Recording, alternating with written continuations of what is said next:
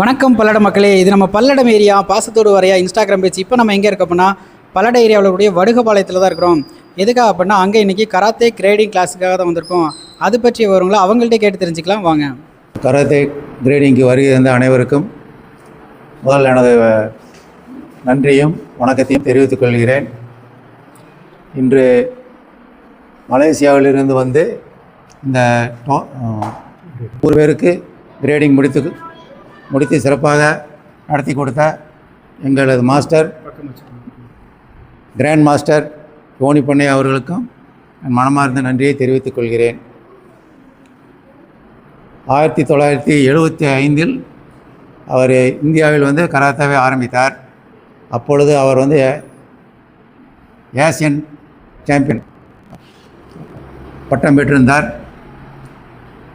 ஏறக்குறைய திருப்பூரில் ஆரம்பித்த கராத்தே கோயம்புத்தூர் மாவட்டம், திருப்பூர் மாவட்டம் அப்படி பரவி ஆயிரக்கணக்கான மாணவர்களுக்கு பயிற்சி அளித்து ஆயிரக்கணக்கான ஆசிரியர்களையும் உருவாக்கியவர்.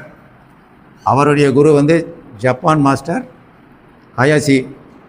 அவருடைய பெயரில் தான் அவர் இன்னும் சிறப்பாக நடத்தி கொண்டிருக்கிறார். அவருக்கு ஏறக்குறைய 75 வயதுக்கு மேல் ஆகிறது. அவருக்கு 3 மைந்தர்கள், மூவருமே உலக அளவில் பிரசித்தி பெற்றவர்கள். அவர்களும் ஏசியன் சாம்பியன். என்ன வாங்கியிருக்காங்க உங்களுக்கு? வேர்ல்டு கராட்டே அசோசியேஷனில் அனைவரும் ரெஃபரி வாங்கியிருக்காங்க. அது அவார்டும் வாங்கியிருக்காங்க. பெரியவர் வந்து ராஜான்னு பேர், அவர் டத்தோ. அந்த மலேசியாவில் அது ஒரு சிறப்பு பட்டம், அதை அவர் வாங்கியிருக்கிறார். அடுத்த வருடம் அவர் இந்தியாவுக்கு வந்து 50வது ஆண்டு நிறைவு பெறுகிறது.